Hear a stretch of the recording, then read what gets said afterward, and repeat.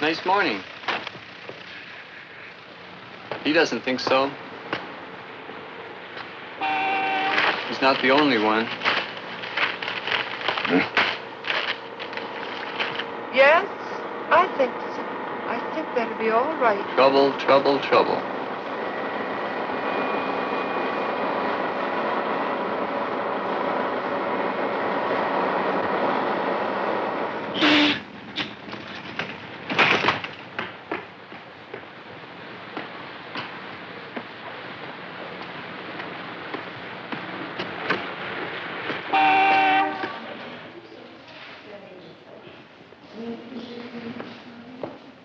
Good morning. Dr. Glenn? Just a moment, please. Dr. Glenn. Some problems people can't always figure out for themselves. So they take them to the clinic if they have one, and the clinic can sometimes help. That's better than worrying yourself sick. Thank you. Last room, please. Okay. Would you find out if the doctor...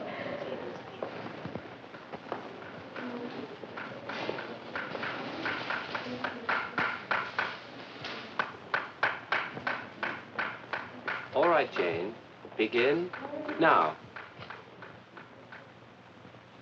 Special tools and special training help people over rough spots that could become much more serious. The psychiatrist, Dr. Glenn, Jim. Your brother's come to be with you, Anne, while we talk about how we can help you.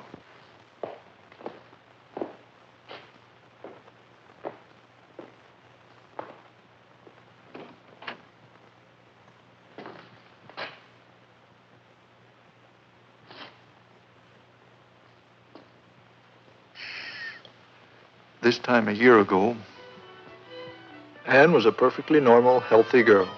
Hi, Anne! I've lived beside the Morton kids all their lives. She's 23, he's 18. I suppose I know them about as well as you can know anybody.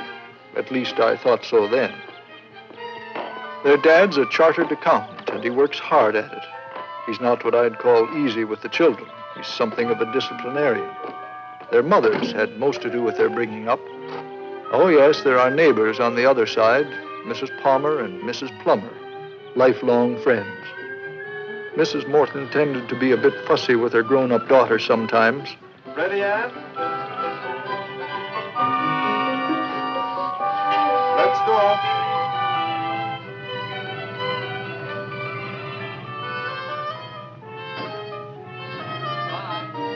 But then most parents don't altogether like to see their children grow up and realize they'll be having to live their own lives.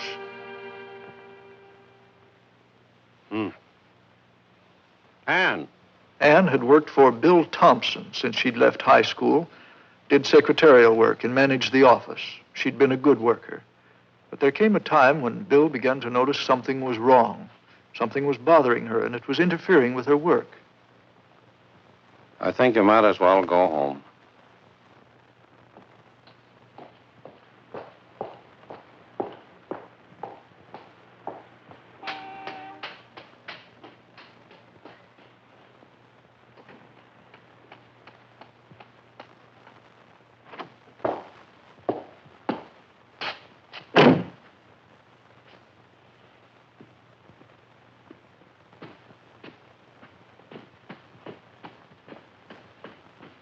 Mrs. Morton had never had much reason to worry about Anne.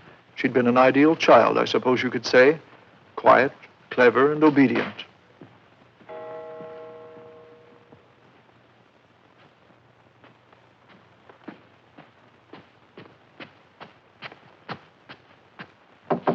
Anne. It's all right, Mother.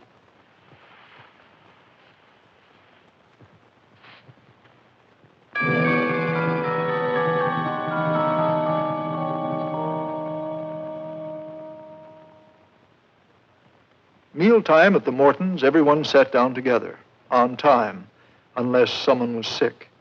Not to come to the table, as Anne came to do once in a while, upset things, particularly when her father was working hard, going back nights as he does so much. It wasn't part of their pattern of living, and it disturbed them. I'm tired of all this. It's happening too often. More patience with her. Tell her I want to see her when I come home tonight. Feeling all right, dear? Yes, I'm fine. You must have something to eat. Your father was most upset when you didn't come down for dinner. Well, I wasn't hungry, Mother. Will you have some of this? No, thank you. Will you have some fruit? No, thank you. Just Well, coffee. there's the phone. I'll get it. Hello? Hi, sis. Hello. Yes, she's here.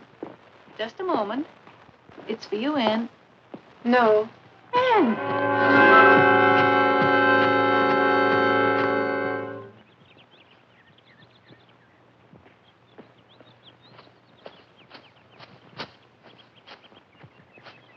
Hello, dear. How are you, Anne? Hello, dear. Mrs. Gordon, this is Anne. It's hard to explain away something that seems like deliberate rudeness. Oh, you can't catch. Better than you can. Well, let's see you catch this one then. Yeah, well, at least I can throw straight. Put it right in here. Okay, here's one. Oh, that one was good. Here it comes. Oh, way off. Hey, Ann, throw us the ball. Ann!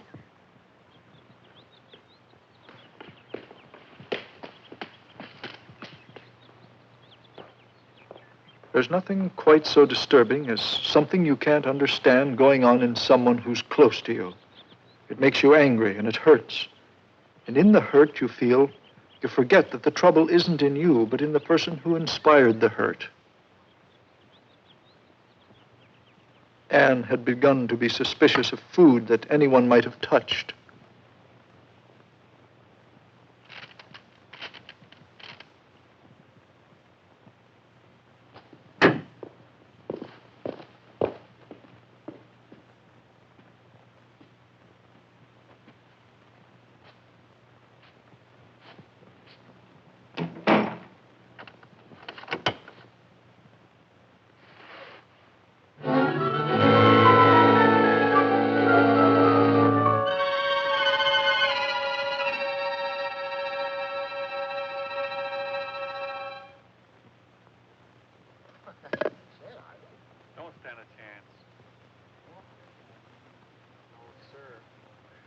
Hi, Herb. Hello, John. How are you? It was Anne's boss who put the idea into our heads that maybe the girl was sick. He was enough on the sidelines not just to be hurt and blinded by Anne's seeming neglect and lack of consideration. Certainly, in some way, the girl was in trouble. By that time, we all knew something was wrong. And whatever it was definitely not getting better. I'd given her her regular checkup, and she'd appeared perfectly well. But I'd try to talk to her.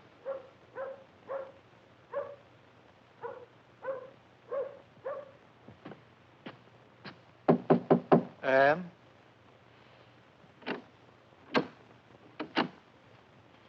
Jim?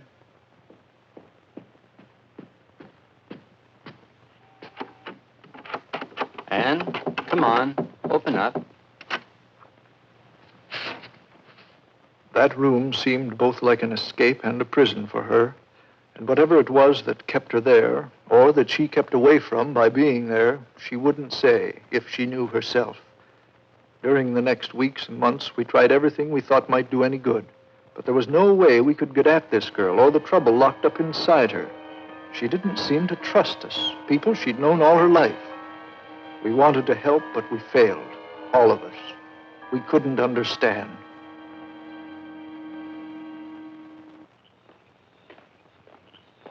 This last Wednesday, Jim had come over to my place for the evening, and Mr. Morton was going back to work. Mrs. Morton saw him off as she usually did. They were standing on the porch when Anne's friends came to get her for a dance they'd planned on for some time.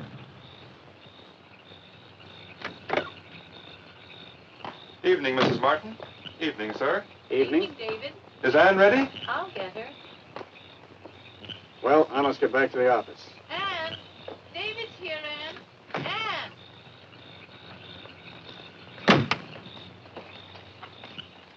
She's not here. She must have forgotten. Anne must have forgotten. A lame excuse, but not the first time one had been necessary.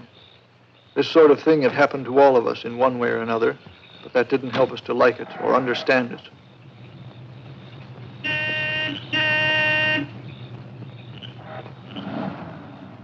We certainly were all mixed up.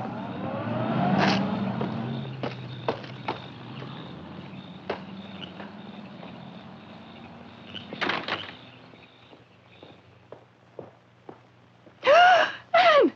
What on earth are you doing there? You frightened me. Mrs. Morton lost her temper. And probably for the first time to her mother since she was a child, so did Anne. And then, like a child, ran away.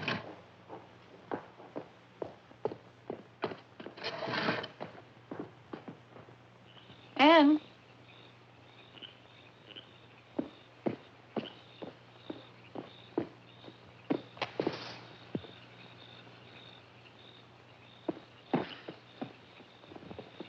She ran to me and to Jim.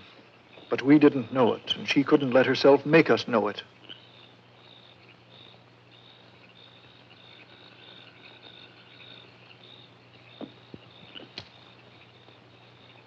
She'd lived next door to my backyard and the goldfish pond there since she was a child. And it was like a child that she came back to it on that cold night where she could find no warmth.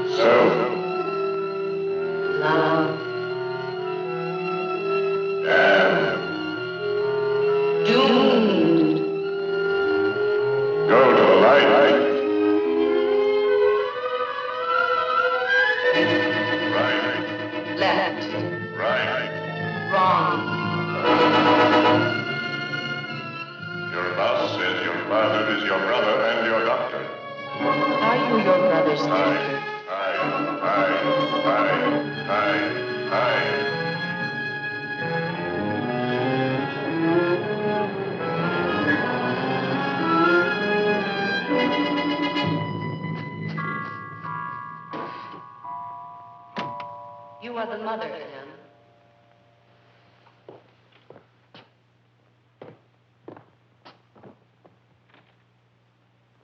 It had been a hard day and a long one for Mr. Morton.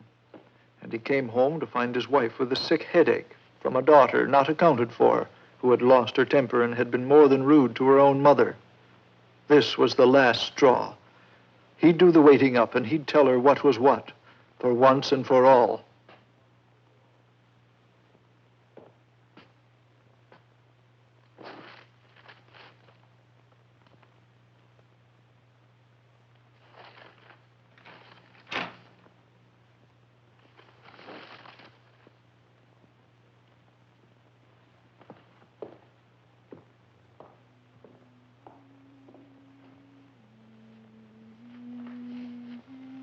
Let go.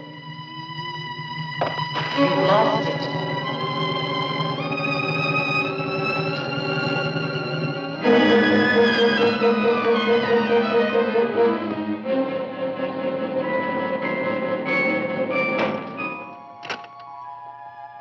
You are trying to shut me out.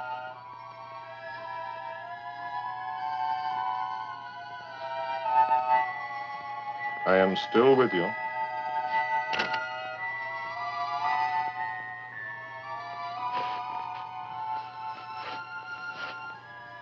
I will stay with you.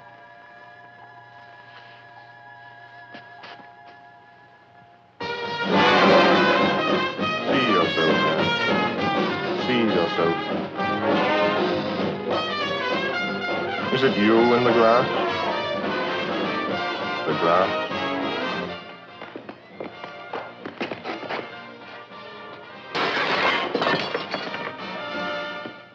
And after months of not quite being herself, and months of effort by those who loved her, doing for her what they could, all they knew to do, she was now definitely broken away from them and from everything about her, and so ill with an illness difficult to understand, shrouded in superstition, ignorance, and fear. You're going to hospital for a while, Anne. A mental hospital, where, because we do not let ourselves think of it, we think to find no return.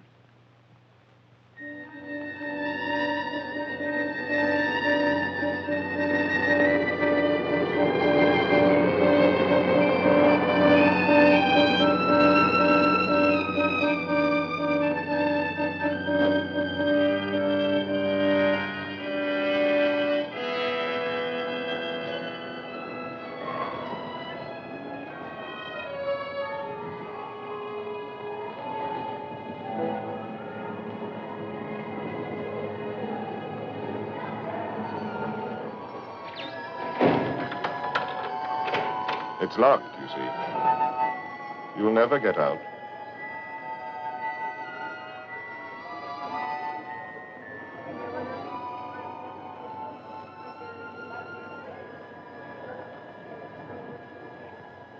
You were afraid it would come to this.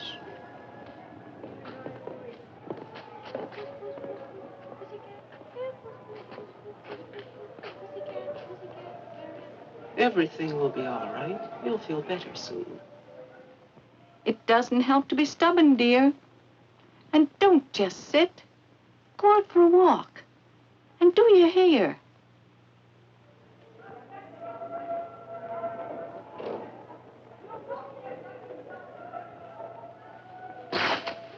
There, that'll fix you. Come on, up you get. Something troubling you? Come and sit over here, and let's see what we can do about it.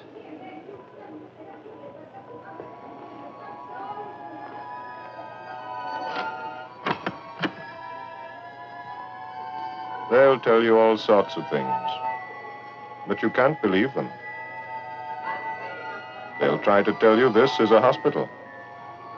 Don't listen to them. Goodbye, doctor. Goodbye. Goodbye.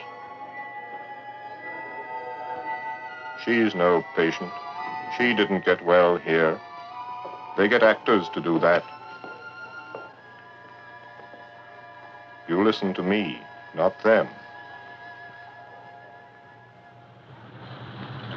It's a week now since Anne went away. The town is much the same.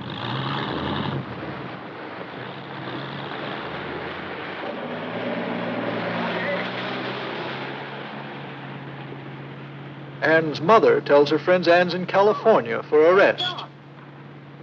Sounds better than mental hospital. It's hard on her father, too. Hi, Doc. He doesn't talk about it. Tries not to think about it.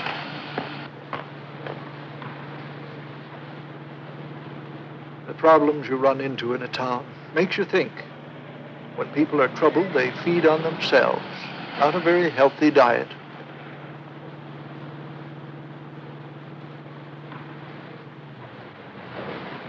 Jim, now, he's all right.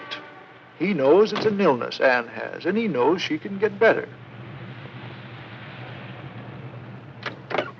Just as his boss got better from that arm he broke, and I fixed for him. Nice job, that, if I do say so. Coming along fine.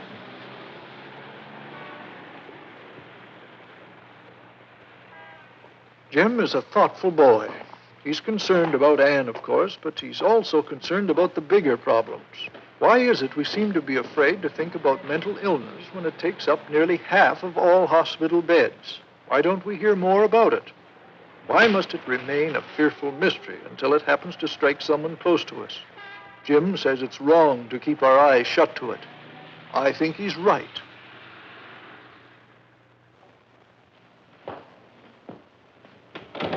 Morning, Miss Ewart. Good morning, Doctor. What's this? Oh, that's my little friend again. It's getting to be quite a habit. Oh, yes.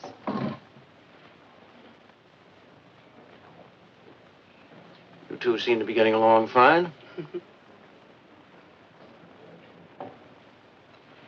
Here are the orders for Ann Morton.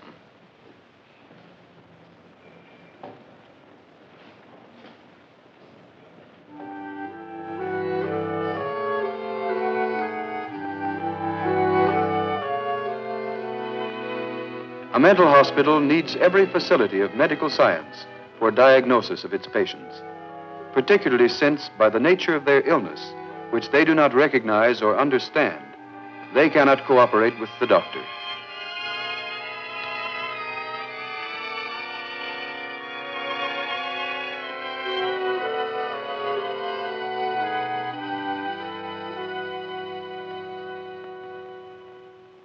Now close your eyes and relax. I'm going to dim the light.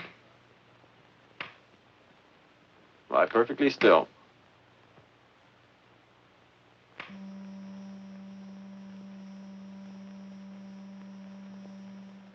Accurate diagnosis can only come after an exhaustive study of the case. Anne has had a schizophrenic breakdown. Mental illness takes many forms. Some are due to arrested development, others to physical diseases of the brain. Others are reactions to stress or environment, where many factors have contributed over a long period to the illness. In all cases, it is necessary to understand the individual patient and to treat each case as an individual one. And the work must extend beyond the hospital, through the social worker, to the community Anne has come from and will go back to. It is there her illness developed. It is there her health will have to be maintained.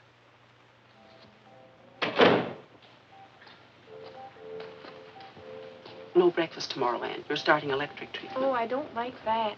So you have a headache for an hour after. That's all. Isn't that right, Mrs. Prince? When you have been very sick and treatment has made you better, you accept it. You don't have to like it. But the fear is gone. The word shock loses its power to make you afraid. Lunchtime, ladies. Lunchtime, ladies. Good morning. Thank you. It's from Anne. California, you know. Hope she's well and enjoying herself.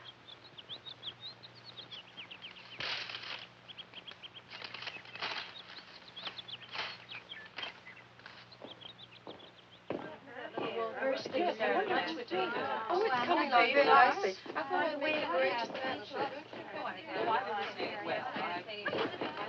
You know, I have to make an appointment to have mine done. Time has a habit of going by, not always unpleasantly, even in a place where you do have to move in lines and always be accounted for and wait for the nurse to let you out and in.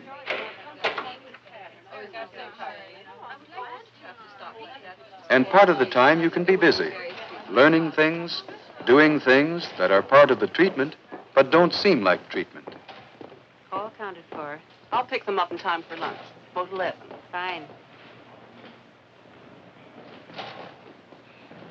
Well, how's it coming along?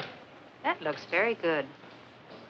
Anne was improving, but she wasn't entirely free from her hallucinations yet, and sometimes they led her into difficulties.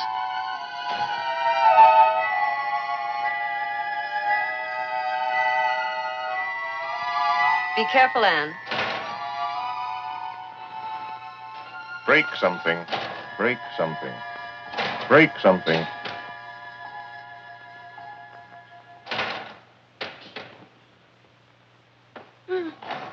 Oh, Anne, it's all right. Let's go in here, shall we, and try some finger painting? I think you'll like it. The hospital staff is trained to divert and encourage the patient without making issues of unreasonable acts. Before she is well again, Anne will have had to find again the controls which grew with her from childhood and which were shed in the withering process of her breakdown. For without such controls, no one can live satisfactorily with others.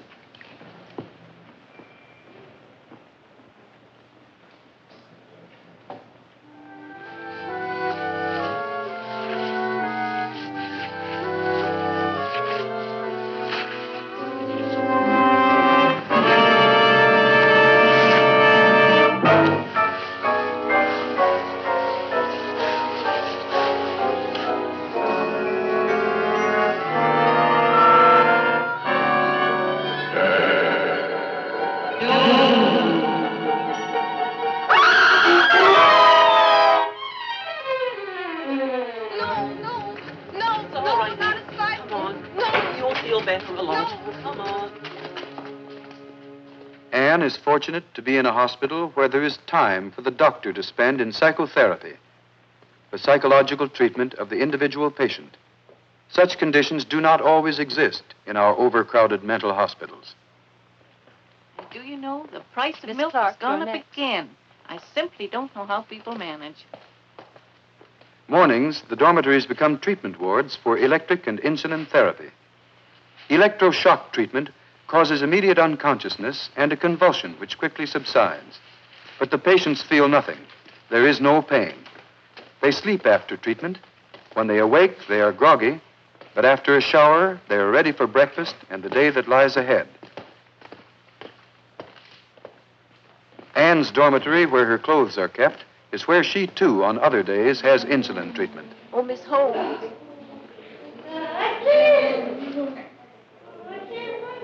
Would you go down to the admittance room right away? Please do. Insulin produces repeated stimulation of fundamental human needs, like hunger. It is a means of bringing the patient back in touch with the reality she has lost touch with.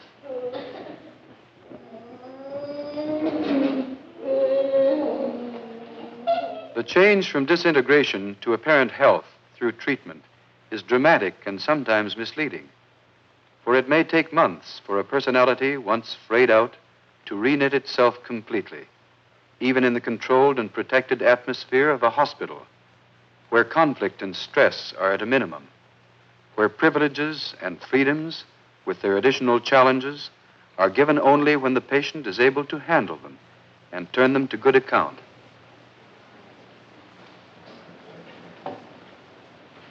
Away to the west. Don't sit over your corners all let's along the dance. left around the hall. All join hands and away to the west. Don't sit over your corners all along the left around the hall. As you improve, there are occasional days when you can visit at home on trial, and you make cookies in your own kitchen again and bring them back to your friends. And a notable effect you may observe then is that here you have learned how to make friends.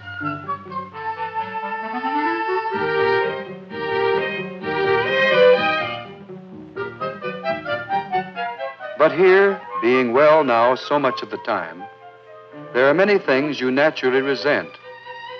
The sameness and dullness of the food, the lack of privacy, the early rising and going to bed, the clock-like routine, and the boredom which are part of an institutional existence.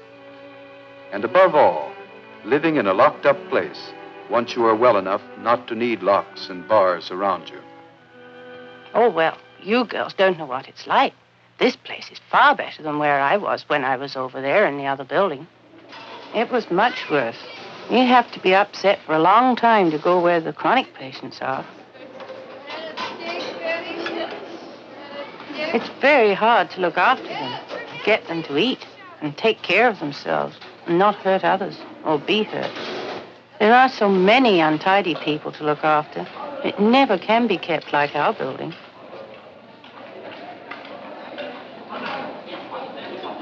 I only realized how sick I'd been when I began to notice what was going on around me. I think it helped me to want to get well.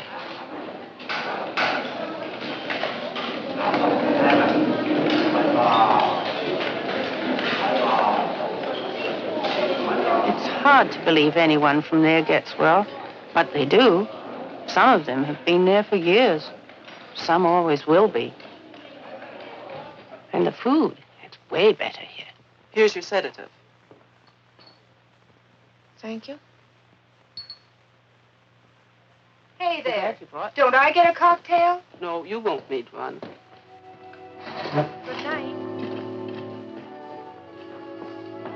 Good night, Mrs. Prince. Can I help? No, thanks.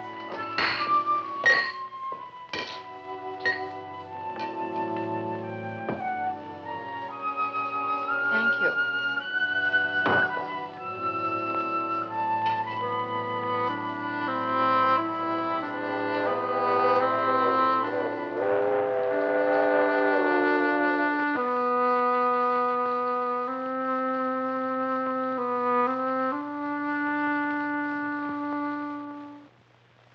With Anne getting better, Mrs. Morton worried herself sick over not being able to have her home where she could look after her. The social worker explained the hospital's position. To rush things might mean a relapse. I looked in on Mrs. Morton when I could, but my medicines weren't what her sickness wanted. It was Anne, and Anne had been gone a long time. I was going to the city anyway, to a medical meeting, and I told Mrs. Morton I'd see Anne and her doctors. Then, too, I felt I owed it to myself to really look at a mental hospital. The social worker has brought something to all of us. I don't know that we've learned anything new, but it's cleared the air for us somehow. Since she's been coming, I think we understand a bit more. And I think Anne's going to notice it when she comes home.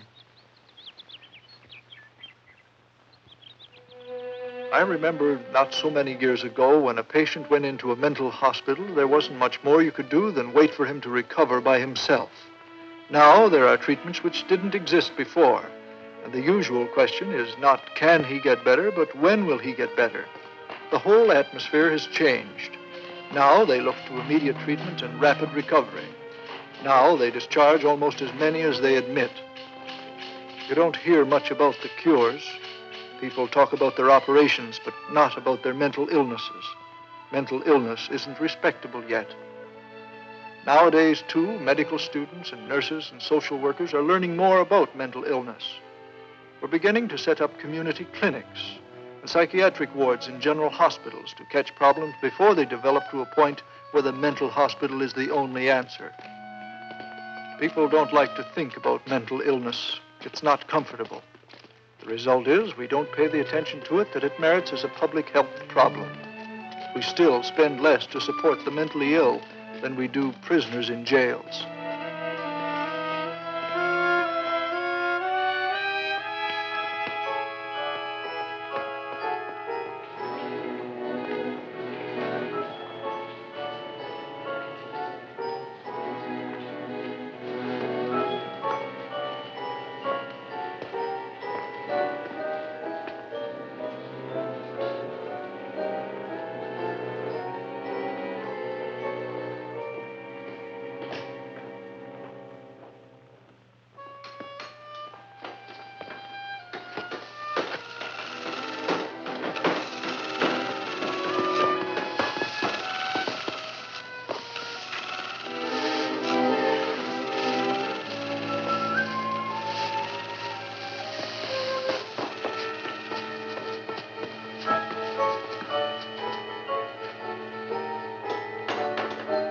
About a third of the mental hospital population is the aged, people whose faculties are no longer equal to living without care and assistance. Our old people could be cared for in other ways if we would provide the facilities, but we usually close our eyes to this problem and to our own old age.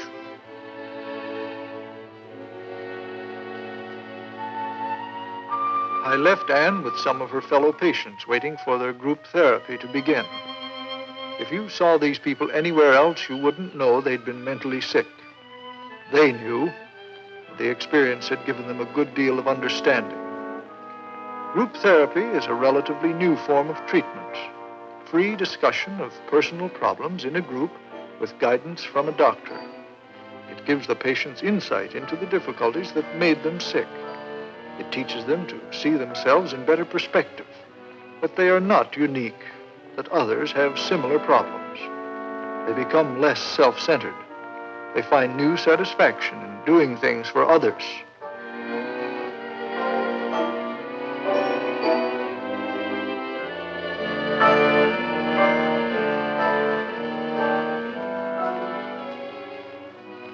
Anne looked so well that I wanted to put her in my pocket and take her home with me.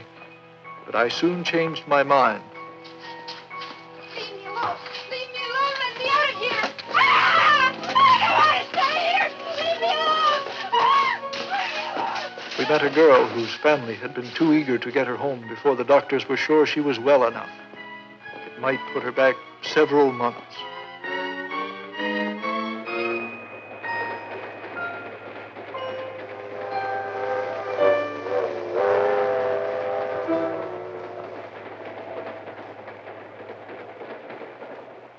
Her mother sent Anne those baggage labels after all. I didn't think she would. She knew better now, but I guess she told her story too often to go back on it. Anne had to seem to come back from California to bear it out. It was a great joke to Anne's therapy group. Having experienced mental illness, they couldn't understand why people outside think of it as any less respectable than any other illness. The doctor had to point out that since people still do think that way, they'd unfortunately have to expect some disagreeable times.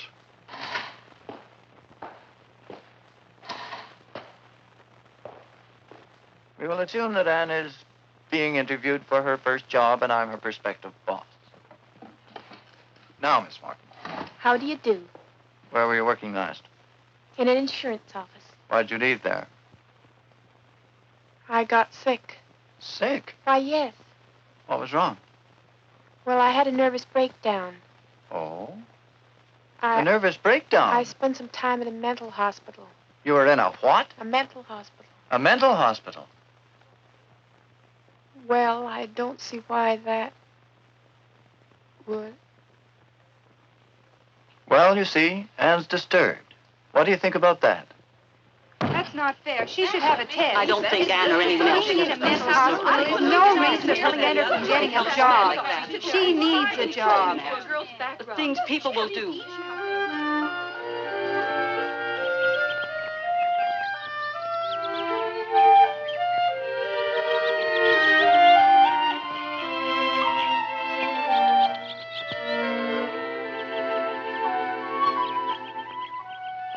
The doctor who brought Anne to this hospital is assistant clinical director now.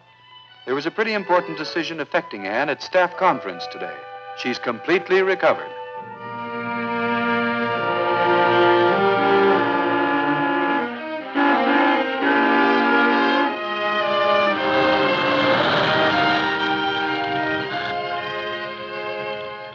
It doesn't matter where you've been when you've been away for a long time. It's still home you're coming back to, and it's still you who's returning. And friends who are friends won't care about anything except that you're back.